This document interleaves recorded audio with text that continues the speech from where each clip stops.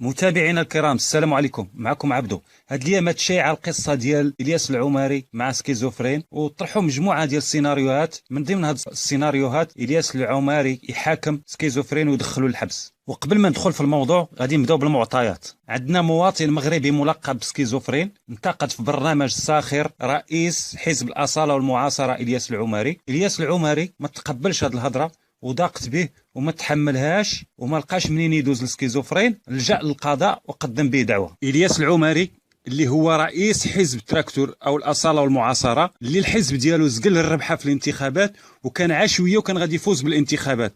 الفرق اللي بينه وبين الحزب الاول اللي في العداله والتنميه غير 23 مقعد. يعني الياس العماري لو انه فاز بالانتخابات كان هو اللي غادي يترأس الحكومه ويقود الحكومه، ونكتبوا تحت الاسم ديالو رئيس الشعب المغربي. حنا نشوفوا واش لجوء الياس العماري للقضاء حاله طبيعيه وعاديه، وهذا اللجوء ديالو للقضاء باش يحاكم هذا المواطن شيء طبيعي وعادي. حنا دابا غادي نشوفوا كمثال كثير من الدول اللي فيها كثير من البرامج الساخره اللي كتسخر من المسؤولين بالليل والنهار وكتبين الاخطاء ديالهم والعيوب ديالهم. نشوفوا كيفاش المسؤول او الرئيس او الوزير، وكيكون رئيس واعي ومتحضر، كيفاش كيتعامل مع هذه الانتقادات. اولا اي مسؤول اي وزير او رئيس اللي كيكون واعي ومتحضر ومثقف، اول حاجه كيركز على الانتقادات والاخطاء وما كيركزش على الشخص. ما كيهموش الشخص او الجهه اللي انتقدته، كيركز على الانتقادات. ما كيهموش شكون اللي قال، ولكن اللي كيهمه هو اش قال. كيشوف هذاك الانتقاد او العيوب او الاخطاء اللي انتقدوا بها، الا ما كانتش فيه كاين فيها، واذا كانت فيه كيفاش كيتصرف. اذا كانت فيه، اذا كانت موجوده في هذيك العيوب وهذيك الاخطاء، كيصلحها وكيستافد منها باش ما يعاودش يكررها، وكيبقى عنده علاقه مزيانه مع المواطنين. كيشوفوا في المواطنين انه ذاك السياسي المثالي اللي عنده الصدر رحب واللي كيتقبل الاراء والانتقاد الاخرين، يعني كيرضى بالراي والراي الاخر، وكيولي مثل يحتذى به. وكيشكر هذوك الناس اللي انتقدوه لانهم وروه العيوب ديالو والاخطاء ديالو باش يصلحها ويستافد منها وما تبقاش فيه في المستقبل. عندنا دابا واش الياس العماري تقبل الانتقاد، شكر سكيزوفرين وقال لي بانك شكرا لك وريتي لي العيوب ديالي والاخطاء ديالي باش نستافد منها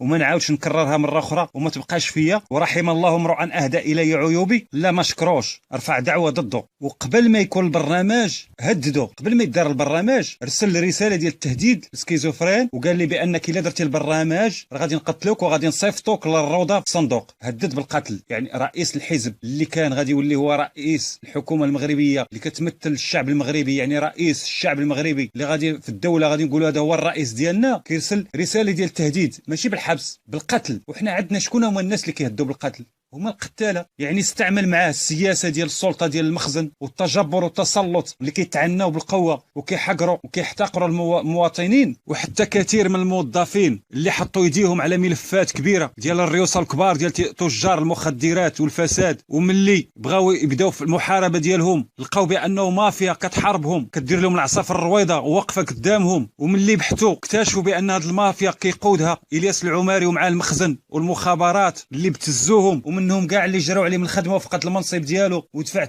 ثمن محاربه الفساد ظلما وعدوانا. حقر سكيزوفرين لانه مواطن عادي، مالو ما يقدم دعوه ضد شاباط اللي قال بان الياس العماري كينتمي للشبكه ديال التجار بالكوكايين، ومالو ما يرفع دعوه بالكثير من المسؤولين ولا برئيس الحكومه اللي قال بان الياس العماري زعيم ديال المافيا. واهم وسيله للدفاع هي الهجوم. هو خاص يتوضع تحقيق في التهديد اللي تعرض له سكيزوفرين بالقتل، ويتحاكم الياس العماري على هذا التهديد، وتكون العقوبه اكبر لانه مسؤول اكبر. من الاولى ان يكون هو القدوه والسياسي اللي عنده صدر رحب، يرحب بكل الانتقادات والاراء ويتقبل الانتقادات والملاحظات ديال المواطنين باش يستافد منها. ما يهمش شكون اللي قال، ولكن الهم اش اللي تقال. والناس الشرفاء كيعتبروا الانتقادات كهديه لانه من خلالها كيشكروا الناس لانهم وروهم وبصروهم بالعيوب ديالهم باش يصلحوا هذه الاخطاء والعيوب وما يعاودوش يكرروها. ولكن الياس اخذته العزه بالاثم وتجبر واستعن بالسلطه وسياسه كسر العظام ولي الذراع. حنا دابا في المغرب عندنا رجل سلطه